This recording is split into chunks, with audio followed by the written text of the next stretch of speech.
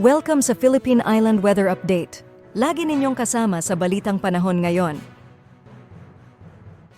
Patuloy pa rin po nakakaapekto ang northeast monsoon sa may northern at central Luzon area. Magdadala pa rin po ito ngayong gabi ng mga may hina hanggang sa tamtaman ng mga pag-ulan sa bahagi ng Cordillera Admissive Region, Cagayan Valley, pati na rin sa Aurora at Quezon.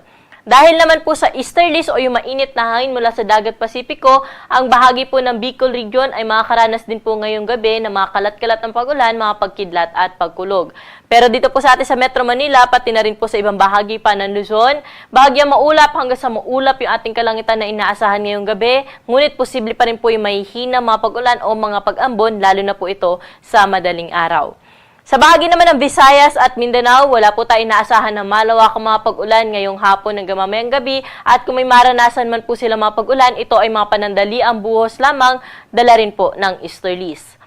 Wala po tayo minomonitor ngayon na low pressure area o bagyo na posible makaapekto sa ating bansa for the next 3 to 5 days. Para po sa magiging lagay ng ating panahon bukas, bahagyang hihina yung epekto po ng northeast monsoon, kaya po dito na lang po tayo may inaasahang maulap na kalangitan sa may bahagi po ng Cagayan pati na rin sa Batanes area. At sa ibang bahagi po ng northern Luzon, maaliwalas yung panahon na inaasahan, ngunit posible pa rin po yung mahihina mga pag-ulan, epekto rin po ng amihan. Pero dito po sa atin sa Metro Manila, pati na rin po sa ibang bahagi pa ng Luzon, generally fair weather condition po inaasahan natin na panahon bukas. Maaliwalas po yung umaga hanggang tanghali, pero hapon at gabi, may mga tsansa po tayo ng mga panandaliang buhos ng pag-ulan, dala ng easterlies.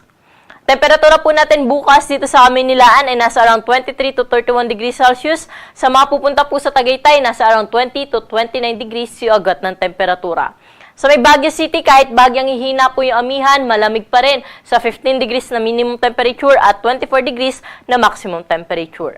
Sa Lawag naman, naabot sa 22 to 32 degrees yung agad ng temperatura.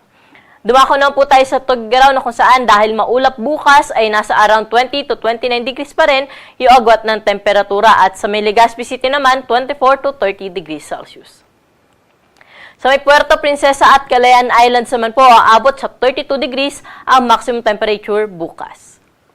Sa mga kababayan naman natin sa bahagi ng Visayas at Mindanao, wala po tayo dyan inaasahan na malawakang mga pag-ulan bukas, ngunit mataas pa rin po yung tsansa na mga isolated rain showers, madalas po ito sa hapon at sa gabi. Kaya kung lalabas po tayo na ating mga tahanan, huwag pa rin pong kalimutang magdala ng payong, panangga na rin po ito sa init sa tanghali at sa mga tsansa ng pag-ulan sa hapon at sa gabi.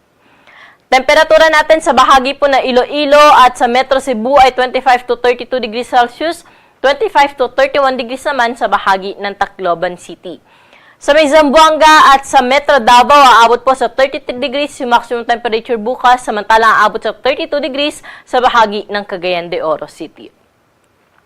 Sa mga kababayan naman po natin na maglalayag, may nakataas pa rin po tayong gale warning sa may baybayin po ng Cagayan o sa may eastern coast ng Cagayan, Isabela, northern coast ng Aurora at sa may northern at eastern coast ng Catanduanes. Sa mga areas po na nabanggit na meron po tayong gale warning ay hindi po natin pinapayagang pumalaot yung ating mga kababayang mangisda, pati na rin yung may maliit na sasakyang pandagat dahil sa posibilidad na malalaki at matataas na mga pag-alon, posible po umabot sa 4.5 meters ang wave height.